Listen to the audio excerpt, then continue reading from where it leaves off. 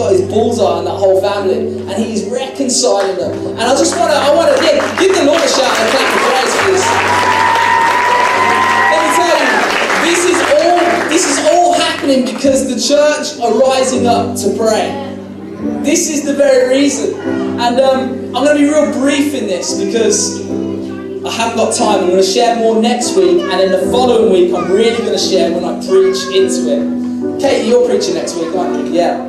But God's just got a bit of a sneaky number on us, really. I mean, it's kind of come out of nowhere. You know, many of you will be here when me and Ted shared kind of some of the kind of plans and the vision of developing this place. We're still on point with that, with the soft play and the cafe and becoming a community hub. But in the back room there, you know that big back room we've got? The plan was that was going to become a youth room. And then we started to pray every day. And God started to shift things a little bit, started to show us some things, started to awaken vision that I had 10 years ago for a house of prayer that would touch the nations of the earth. And this vision had been kind of lying dormant for a little while, and I'd shared it a few times, but nothing had really kind of come from it. But I knew it was a vision of the Lord, of night and day prayer and worship, not owned by a church, but owned by the kingdom.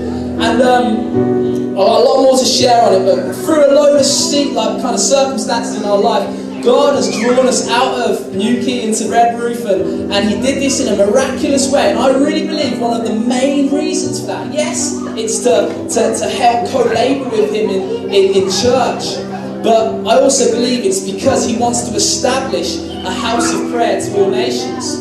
And so what happens, I shared with Matt about a few weeks after God started to rise up this stirring in me for maybe using that room to become a kingdom connecting house, a kingdom connecting room, which would be a prayer room to the county in the kingdom here, in the county here. And I shared him, I said, Matt, I really feel that, maybe the youth room is not what God has ordered. And Matt, on the very same kind of time frame, wasn't it, said, God's been speaking to me about the same thing. He's like, I don't actually feel it is right either. And then I started to talk to him about this house of prayer, which Matt knew about because I've been journeying with Matt for many years. And in fact, the very first time we started a youth group in there, we didn't have any sort of kind of groundwork done beforehand. Me and Matt had a big skate ramp in there, and leaflet dropped a load of church, a load of houses in the area, and invited them to our youth group, which was just me and Matt. And we were waiting on the skate ramp, just praying, and no one came to our youth group for quite a few weeks, didn't they? It's now got hundreds of young people, but we were there on that skate ramp, and as we were praying, do you remember us saying, I actually believe this is going to be a prayer room? And so what's happened is during this time of prayer, I've been praying every day for nearly 3 months now, God has been unveiling more and more of the vision of this place, this house of prayer, which is going to be in this back room here. And what's happened is someone came out with a number during prayer as they were praying into just various things, which kind of correlated with what sort of figure we need to get that room up to a standard to start gathering people to pray and worship. And that number was 20,000. And quite a lot of money. And I haven't got time to go into the detail of it, but I just feel I need to share with you guys a little bit of the journey. Otherwise, this thing which seems to be accelerating and travelling quite fast, you guys will be like, what the heck is happening? And so I want to just share and just bring you on board. So over the last couple of weeks, when we had this number, we started praying into God, if this is your heart, if this is your vision, start releasing the resources for this thing. Start opening up the windows of heaven and start blessing this thing.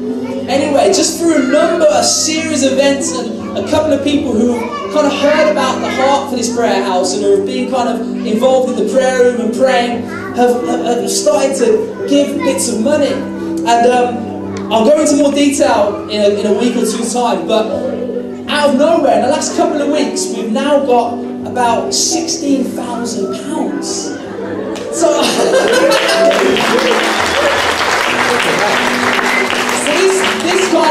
This kind of thought, hang on, God, looks like you like this idea. Looks like, you're breathing on this. So I'm going to share more and more about that next week, and in the week after I really will preach into that, into what I believe we're called to partner with, which is a worldwide night and day prayer and worship movement. The very government of heaven established here on earth. Because that's what's going on in heaven right now. Night and day worship, and the prayers of the saints filled with golden bowls around the throne. That is coming to earth. So I'm excited by that.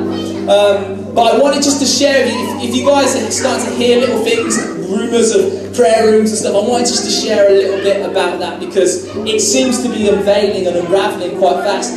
Deb's Pryor, hiding out in the corner over there, has been really quite instrumental in the kind of furnishings and stuff, and Tex as well. Just like the anointing that has come on the creative types in this house has been really powerful, and they've got a real vision for how this could look and how we could provide a space and a place that is conducive for the presence of God and for prayer and intercession and worship. And I'm just so excited by what God has been revealing and unveiling to you. And you're going to start seeing some amazing things happening over the next few weeks. And it's going to be really the engine room to what God wants to do in and throughout, I believe, the county. And it's going to be owned not by just us. This is going to be a kingdom ownership thing. This is going to be owned by the kingdom in the county. And so I don't know the whole plans to it. I don't know the full vision of it fully. We see in part, we see through glass darkly. But I do know God is breathing on this. And this is a worldwide thing. We're just a small part of this story. So I'm excited about it. I wanted to let you guys know. Yeah. Weighty glory is a key word. In fact, I feel the Lord's named it almost. And I'll share more about that. But there's going to be weighty glory that is going to be established through prayer and worship, and night and day prayer and worship, weighty glory. And it's going to be like a mission control room almost. It's going to send us out. We don't want to just become these kind of holy huddle people. It's going to be a mission control room that mobilizes missions, that galvanizes people, that sends people out into the highways and the byways and the nations of the earth. It's going to be a place of healing, a place of restoration, a restoration station. It's going to be amazing. But yeah, so I want to put on your radar. Keep praying about that. You know, this is just for the few. This is for all of us. This is for all of us. And I'm not saying this in any way as well to kind of grab your money, although that would be helpful. But no. This is something I believe we should partner with as well. Not only in our prayers and in our kind of energies, but also I believe sowing into. And we as a church last week we made a decision to sow into the worldwide prayer and worship movement, which is a movement. We're just becoming part of a movement. We made a decision to sow into that, to say, yes, we're going to be a part. We want to partner with what is going on around the world. And we sowed quite significantly into that. And then we also sowed into the establishing of that room there as well, on top of the other pledges that came into it. And after we did that, we saw God just move on us and started to increase, and things started to come in. Finances started to come in, especially for the prayer room. And I want to just ask you right now just to believe and actually posture your heart and say, how can I sow into this? It might be time, it might be energy, it might be using your skill, because you're going to need to develop that place, and maybe speak to Deb, speak to Tegs of how that could look. But also, if you feel called to sow into financially that room, the developing of that room, and it's not going to be like a start. You've got 20,000 as a start figure just to get it up and going. I actually believe millions of pounds is going to pour through this place. Millions, the nations of the wealth of the earth, the wealth of the nations is going to come through here, and it's going to go out of here. We don't want to be a Dead Sea. We want to be a river that releases wealth, that releases and mobilizes missions and blesses and helps other churches. I really believe it. So I want to just put that to you, to see actually is Holy Spirit calling you to partner with this in any way, and allow Him now just to speak to you about that, because I really believe there's people that need to partner and invest into that. So yeah, thank you, Jesus.